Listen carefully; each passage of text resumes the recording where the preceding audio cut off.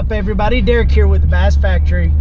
I just watched LunkersTV's video where he was comparing GOOGAN Baits to all the other companies and had all the other companies' lures laid out on the table.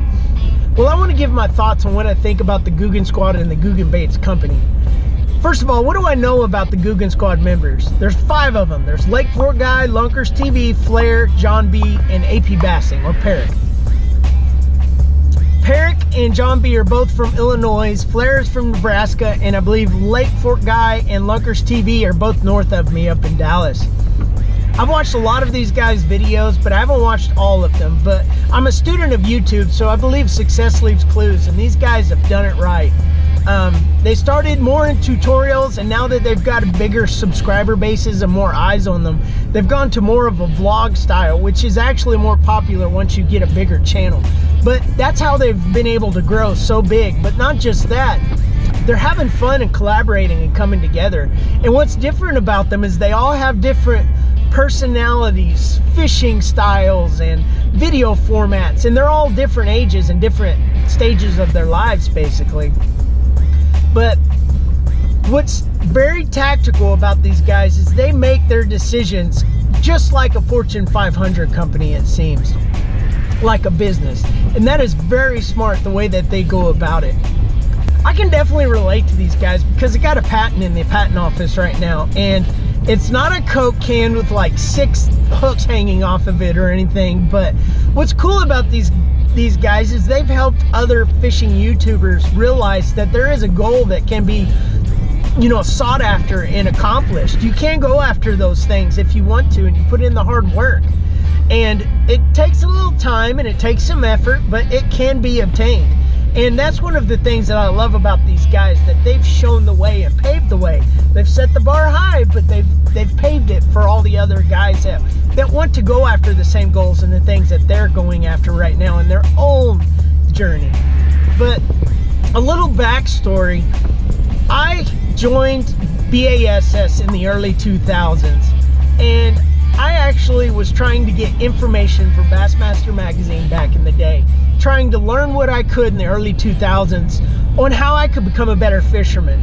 I went to an elite event not far from my house in Arkansas on Grand Lake, and it was over, the weigh-in had concluded, and I went to the gas station to fill up, and who pulled up next to me?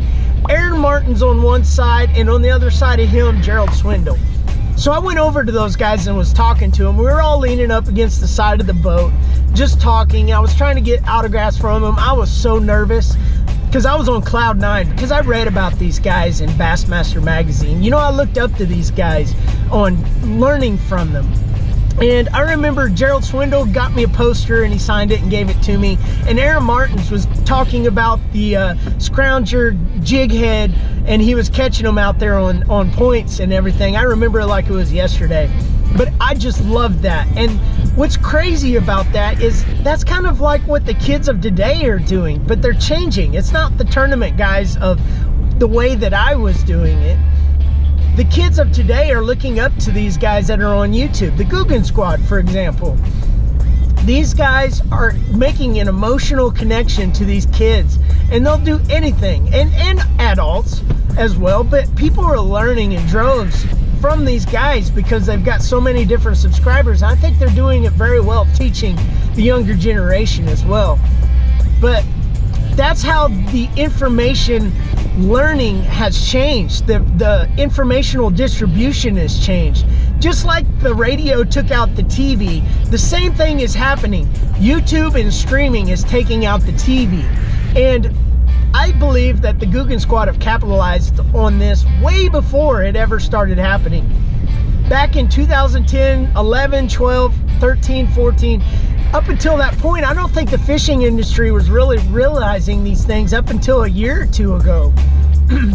And now they're starting to try and get involved. But the thing that's different between them is the GOOGAN Squad, each member has an emotional connection with each subscriber because they know about them. But the company can't have that same connection to a person. And that's what I think is different from the way that they are able to distribute their products. And they're doing a great job of it. I hold nothing against anyone in the fishing industry or any of the companies or any of that. I just know that I can state what I see from an outside perspective. This is a capitalist nation, and we build companies from the ground up with hard work and determination. That's the American dream, and that's exactly what GOOGAN Baits is the American dream. These guys built their channels up from nothing to get all those eyes and subscribers and everyone else on their channels so they can build a company like this. I don't care if the Googans copied another company's lure to a T, but the only difference being a leg, appendage, a craw, or something different on it, as long as they're not stealing someone's intellectual property. That is what the American dream is about. You can't say that a Chevy or Ford is not the same, but there's subtle differences. Why would you choose another vehicle over another? It's the same with lures. A crawfish is a crawfish. I mean, a Chevy and a Ford, a truck is a truck. That's the way it is. YouTube is not a competition, it's a search engine that just so happens to have a community structure.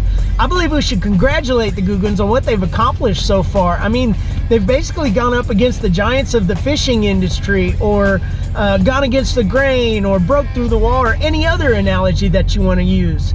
Let's say 5 to 10 years from now, they're not in every other aspect of the fishing industry. I can say from my perspective, and what I think the Googans are doing, is that they're wanting to fundamentally change the fishing industry.